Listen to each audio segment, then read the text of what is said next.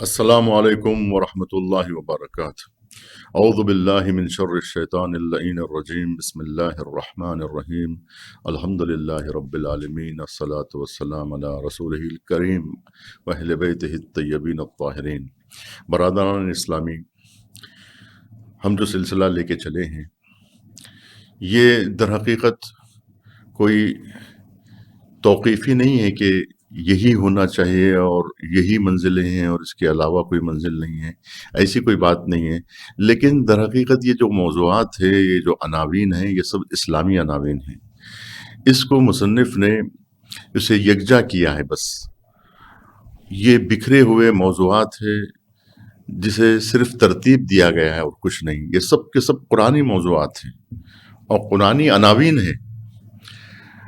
پہلا جو مرحلہ پیش کیا گیا، اس پہلے مرحلے میں 10 منزلیں پیش کی گئی تھی، جو مقدماتی مرحلہ تھا، جو البدایات کے نام سے، ابتدائی مراحل کے نام سے، ابتدائی منازل کے نام سے پیش کیے گئے، جن میں آپ دیکھیں گے یغزا، توبہ، محاسبہ، انابہ، تفکر، تذکر، اعتصام، فرار، ریاضت اور سما، یہ 10 منزلیں تھیں جو گزر گئیں۔ اس کے بعد پھر دوسرا مرحلہ آیا جس میں 10 ابواب ذکر کیے گئے، اور ابواب جانتے ہیں آپ کہ باب کی جمع ہے، باب دروازے کو کہا جاتا ہے۔ جیسے کہ حضور نے ارشاد فرمایا کہ انا مدینۃ العلم و علی بابہا، کہ میں علم کا شہر ہوں اور علی اس کے دروازہ ہیں۔ یعنی دروازہ وہ ہے کہ جس کے ذریعے سے آپ شہر میں داخل ہوتے ہیں۔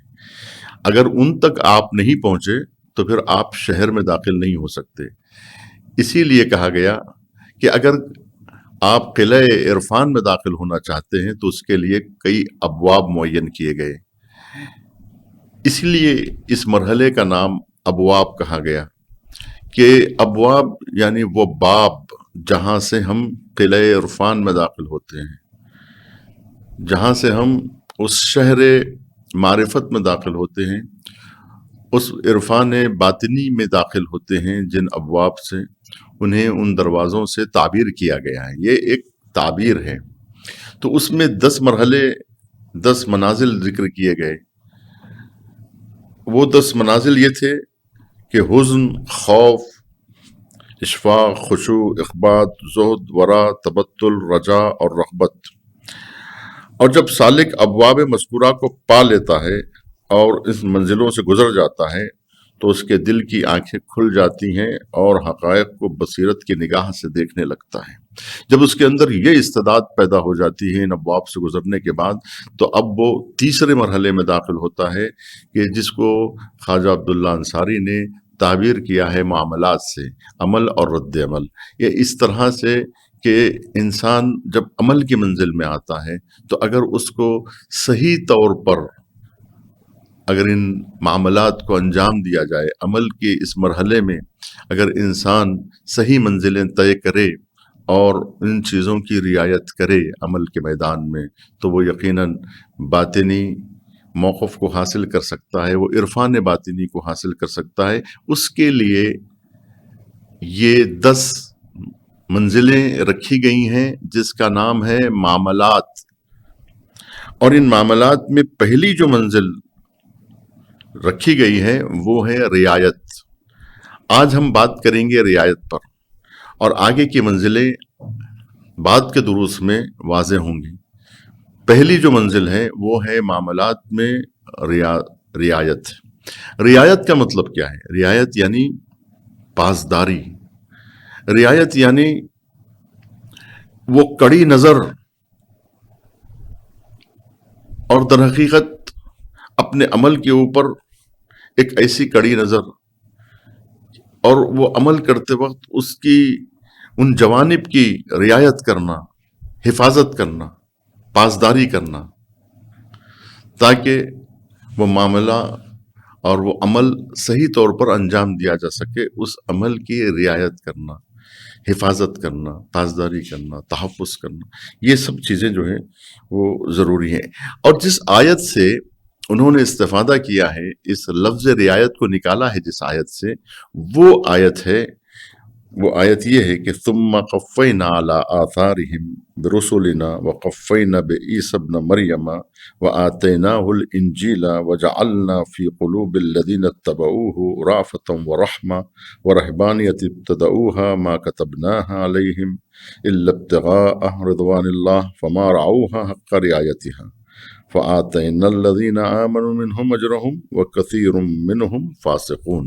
یہ جو لفظ آپ نے سنا ابھی، یہ سورہ حدید کی آیت ہے، 27ویں آیت ہے سورہ حدید کی۔ تو اس میں جو لفظ ہے اس پر بحث کرنا ہے، فما رعوہا حق رعایتہا، یہ لفظ۔ اب اس کا جو ہے ظاہری ترجمہ یہ ہے کہ پھر ہم نے انہی کے نقش قدم پر دوسرے رسول بھیجے اور ان کے پیچھے عیسی ابن مریم کو بھیجا اور انہیں انجیل عطا کی اور ان کا اتباع کرنے والوں کے دلوں میں مہربانی محبت قرار دی، اور جس رہبانیت کو انہوں نے از خود ایجاد کر لیا تھا اور اس سے رضائے الہی کے طلبگار تھے، اسے ہم نے ان کے اوپر فرض نہیں کیا تھا بلکہ انہوں نے خود بھی اس کی مکمل رعایت نہیں کی، تو ہم نے ان میں سے واقعاً ایمان لانے والوں کو اجر عطا کر دیا، اور ان میں بہت سے تو بالکل فاسق و بدکار تھے۔ یہ ظاہری آیت کا ترجمہ ہے۔ اب اس میں جو لفظ تھا حق رعایتہا، کہ انہوں نے رعایت کا جو حق تھا وہ ادا نہیں کیا، تو خواجہ عبداللہ انصاری نے اس آیت کریمہ سے رعایت یعنی پاسداری کو اخذ کیا ہے اور اس کو الہی معاملات کی پہلی منزل قرار دیتے ہوئے پھر اس کے 3 درجے بیان کیے ہیں۔ پہلی جو شق بیان کی انہوں نے وہ ہے رعایت اعمال، دوسرے رعایت احوال، اور تیسرے رعایت اوقات۔ رعایت کا پہلا درجہ یعنی رعایت اعمال کے متعلق ہے، یعنی سالک کو چاہیے، اور آپ جانتے ہیں سالک کون ہے؟ سالک وہ جو راہ خدا پہ چلنے والا ہے، اس کو سالک کہا جاتا ہے، جس کی ہم بار بار تکرار کر رہے ہیں تاکہ پڑھنے والوں کو یہ اور سننے والوں کو یہ بات ان کے ذہن میں رہے کہ جو لوگ اللہ سبحانہ و تعالیٰ کی معرفت کا سفر کرنا چاہتے ہیں اور سلوک کی راہوں کو طے کرنا چاہتے ہیں، یہ ان شوق رکھنے والوں کے لیے یہ باتیں بیان کی جا رہی ہیں کہ سالک اللہ جو معرفت پروردگار کا سفر کرنا چاہتا ہے اس کو رعایت کرنا پڑتا ہے، اور رعایت کی منزل ہے رعایت اعمال، یعنی رعایت کا پہلا درجہ رعایت اعمال کے متعلق ہے۔ یعنی سالک کو چاہیے کہ وہ اس درجے میں چند چیزوں کی رعایت کریں۔ اس پہلی شق میں 5 چیزوں کی کہا جاتا ہے کہ اسے رعایت کرنی پڑے گی۔ پہلے یہ کہ عمل کا قیام، دوسرے یہ کہ عمل کا شرعی اساس پر قیام عمل میں لایا جائے، تیسرے عمل کی کیفیت میں حسن و خوبی پیدا کی جائے، چوتھے یہ کہ عمل کی انجام دہی ذاتی انکساری اور سبکساری کی بنیاد پر ہو، پانچویں یہ کہ عمل میں ریاکاری سے اپنے آپ کو بچایا جائے۔ یہ 5 شقیں تھیں۔ ہم بہت تیزی سے گزر رہے ہیں کیونکہ کسی ہم منزل پہ ٹھہر نہیں سکتے، اس لیے کہ ہمارے پاس اتنا وقت نہیں ہوتا ہے کہ اس پر ہم سیر حاصل بحث کر سکیں۔ یہ صرف ان لوگوں کے لیے اشارے ہیں کہ جو اس وادی کے سالک ہیں، اس راہ پر چلنے والے ہیں۔ رعایت کا دوسرا درجہ رعایت احوال کے متعلق ہے، یعنی سالک کو چاہیے کہ وہ اس درجہ رعایت میں حسب ذیل 3 امور باطنی کی طرف متوجہ رہے۔ پہلے یہ سالک اپنے عمل اور قد و کاوش میں ریاکاری نہ کرے اور اپنے نفس کو شکست دے کر اس پر غلبہ حاصل کرے، کیونکہ وہ خود بینی اور تکبر سے اپنے عمل کو برباد نہ کرے۔ یہ ایک مرحلہ ہے، یعنی اور اس کے بعد منزل آتی ہے کہ سالک ریاضت اور نوافل کی بجاوری سے ملنے والے سکون کو بناوٹی خیال کرے، اسے حقیقی سکون قرار نہ دے کہ اس کے اندر تکبر پیدا ہو جائے کہیں، اس پر اکتفا نہ کرے، اس لیے کہ اگر اس پہ اکتفا کی گئی تو پھر وہ اپنی سیر کو جاری نہیں رکھ سکے گا، اسی لیے اس کی رعایت کرنا ضروری ہے۔ تیسرے یہ کہ سالک اپنے حال کو بھی جو کہ مرتبہ سکون سے بالا تر ہے غلط خیال کرے، یعنی اس کے ذہن میں یہ رہے کہ یہ جو کچھ میں کر رہا ہوں وہ سب کچھ نہیں ہے، یہ بہت کم ہے۔ اگر وہ یہ خیال کرے کہ میں نے کچھ حاصل کر لیا ہے تو وہ پہلے ہی منزل میں گر جائے گا، یہی مراحل وہ طے نہیں کر پائے گا کہ آگے چل سکے۔ تو جہاں خود بینی پیدا ہوئی، جہاں عجب پیدا ہوا، کیونکہ اب یہاں سے بیماریاں آنا شروع ہو سکتی ہیں، اور تکبر آ جائے، غرور پیدا ہو جائے کہ میں چل رہا ہوں اور کوئی نہیں چل رہے ہیں، میں حاصل کر رہا ہوں اور کوئی حاصل نہیں کر رہے ہیں، مجھے جو کچھ مل رہا ہے وہ کسی کو نہیں مل رہا ہے، یہ جب خیالات پیدا ہونے لگتے ہیں تب یہاں سے زوال پیدا ہو جاتا ہے، اور یہیں سے فکر میں انحطاط پیدا ہوتا ہے۔ یہی گھٹیا فکر ہے، لہٰذا اس سے بچا جائے، اس کی رعایت کی جائے۔ جبکہ سالک ایک منزل طے کر چکا ہے، مقدمات کو گزار چکا ہے، ابواب سے گزر چکا ہے، اب وہ معاملات کی منزل میں آ گیا ہے، عمل کی منزل میں پہنچ چکا ہے۔ اب یہاں اس کی رعایت بہت زیادہ ضروری ہے، کیونکہ اسے بہت دور جانا ہے۔ اگر اسے بہت دور جانا ہے تو پھر رعایت ضروری ہے، خیال رکھنا ضروری ہے، قدم قدم پر، لمحہ لمحہ کہیں سقوط نہ کرے۔ یہی وہ چیز ہے کہ جہاں سالک دائماً اپنے نفس کو شکست دیتا رہے تاکہ راہ سلوک میں توقف نہ کرے۔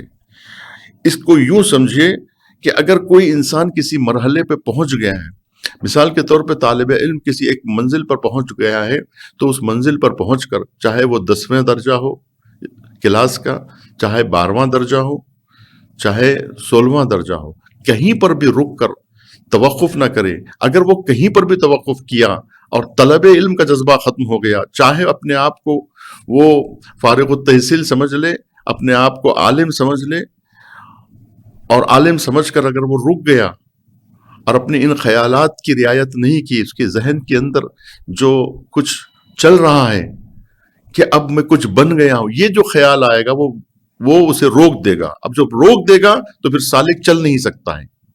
تو لہٰذا اس فکر کو توڑنا اور اسے شکست دینا بہت ضروری ہے تاکہ وہ آگے بڑھے، اور ایسا نہ ہو کہ وہ رکود پیدا ہو جائے اس کی تعلیم میں۔ وہ ہمیشہ یہ سمجھے کہ ابھی میں بے نیاز نہیں ہوا ہوں۔ تعلیم کا سرنامہ اسے نہ سمجھے، بلکہ وہ کبھی بھی خود کو تعلیم سے بے نیاز نہیں کر سکتا ہے، بلکہ ہمیشہ حصول علم میں اسے سرگرداں رہنا ہے۔ اور حقیقت یہی ہے، جیسا کہ لوگ کہتے ہیں اور شعرا بھی کہتے ہیں کہ مجھے شعر تو یاد نہیں ہے، لیکن کہا یہ جاتا ہے کہ سن ہو گئے کان تو سماعت پائی، فترا گئی آنکھیں تو بصارت پائی۔ جب علوم کے سب کھنگال ڈالے قلزم، تب کہیں جا کے عرفان جہالت پائی۔ عرفان جہالت یوں ہی نہیں حاصل ہوتی ہے، اس کے لیے جو ہے محنت کرنی پڑتی ہے۔ اور پھر اگر انسان عرفان جہالت نہ حاصل کرے اور یہ سمجھ لے کہ میرے پاس کچھ حاصل ہو گیا ہے، تو یہ چیز بہت غلط ہوتی ہے۔ چنانچہ میں سمجھتا ہوں کہ یہ فکر بھی جوش صاحب نے پیش کی تھی ان الفاظ میں، یعنی، اور وہ ایک جگہ پہ کہتے ہیں کہ ہر دعوے ارتقاء کو مانا میں نے، ہر گوشے کائنات چھانا میں نے، سب جان چکا تو اے حریف دمساز، میں کچھ نہیں جانتا یہ جانا میں نے، میں کچھ نہیں جانتا یہ جانا میں نے۔ تو لہٰذا انسان کو اپنی جہالت کا علم ہونا چاہیے۔ اب آگے بڑھتے ہیں کہ سلوک معنوی کا بھی حال یہی ہے کہ سلوک معنوی میں سالک کو چاہیے کہ وہ اپنی جد و جہد، آرام، سکون یا حال پر اکتفا نہ کرے، بلکہ یہ سمجھے کہ جو کچھ اس نے حاصل کیا ہے وہ عالم ملکوت کے حقائق کو سمجھنے کے لیے ناکافی بلکہ صفر ہے، اور پھر اس راہ میں کبھی نا امید نہیں ہونا چاہیے کہ یہ سفر بہت طولانی ہے، یہ ایک لامحدود راہ پر چلنا ہے، ایک اس سمت میں جانا ہے، اس ذات کی طرف جانا ہے جو لامحدود ہے۔ تو پھر اس راہ میں کتنے قدم اسے اٹھانے پڑیں گے۔ تو رعایت کا جو تیسرا درجہ بیان کیا گیا ہے وہ رعایت اوقات کی بابت ہے، یعنی سالک کو چاہیے کہ وہ وقت کی پاسداری کرے، वक्त से मुराद यानी सैर व सलूक का ज़माना, लिहाजा सालिक हर मंजिल में मुहासिबा करे और उसके ज़रूरी शराइत को समझे और ये जाने कि क्या इस मंजिल को ठीक से तय कर लिया या नहीं, क्या रसूम व क़ैद व क़ुयूद से आज़ादी मिली या नहीं, किसी हद तक खुद बीन रहा और किस हद तक खुदा बीन रहा। लिहाजा रियायत का तीसरा दर्जा यह है कि सालिक जिस मंजिल में भी दाखिल हो उसके तमाम शराइत की रियायत करे, पासदारी करे, तहफ़्फ़ुज़ करे कि तमाम शराइत जो है वो मोहरिज हो जाए, अनानियत जो है वो ख़त्म हो जाए और क़ैद व क़ुयूद से छुटकारा मिल जाए। अलबत्ता रियायत एक मुस्तकिल मंजिल नहीं बल्कि हर मंजिल के लिए एक शर्त है। रियायत खुदा के साथ मामला है, यानी सालिक खुदा के साथ अहद व पैमान बांधता है कि वो आमाल, अहवाल और अक़वात की रियायत व पासदारी करेगा। वो पासदारी करेगा, अहवाल की, आमाल की, औकात की पासदारी करेगा, रियायत करेगा, अपने अमल का मुहासिबा, अपने अहवाल और औकात को। ये उस लफ्ज़ की तशरीह है जो इस आये करीमा में आया है, जिसको एक मंजिल करार दिया गया है। इसको एक मंजिल करार दिया गया है कि इंसान रियायत करे, अपने अमल में रियायत करे, अपने अमल की रियायत, अहवाल की रिवायत, औकात की रियायत कि रियायत जो है वो मंजिल मामला में, अमल की मंजिल में ज़रूरी कदम है कि जो उरफ़ा और अहले तरीक़त और अहले इरफ़ान, अहले सैर व सलूक इसे लाजिम समझते हैं और ये एक बहुत ही अच्छी बात है। और रास्ते पर चलने वालों के लिए, जैसा कि इस आये करीमा में वो लोग जो रूहबानियत इख्तियार करते हैं, खुद रूहबानियत इख्तियार कर लेते हैं और अपने आमाल की पासदारी नहीं करते, अपने अमल का मुहासिबा नहीं करते। आज हम देखते हैं कि किस तरह से हमारे पादरी भाई, किस तरह से हमारे गिरजाघरों में रहने वाले हमारे फादर से रियायत नहीं हो पाती है और किस तरह से वो अपने आमाल की रियायत न करने की वजह से वो राह ईसवी को, वो राह मसीहियत को तय नहीं कर पाते हैं बल्कि अपने जज्बात का शिकार हो जाते हैं और अपने नफसानी ख्वाहिशात में डूब जाते हैं और उस अमल की रियायत नहीं करते जो अल्लाह ने उनके लिए रखा है। लिहाजा खुद कुछ चीज़ों को अपने ऊपर हराम करार दे लेते हैं और उसकी रियायत नहीं कर पाते हैं। बहरहाल इस जज्बे की, इस मंजिल की रियायत करना, रियायत बहुत ज़रूरी है। वस्सलामु अलैकुम वरहमतुल्लाहि वबरकातुहू व आखिरु दावाना अनिल हम्दुलिल्लाहि रब्बिल आलमीन।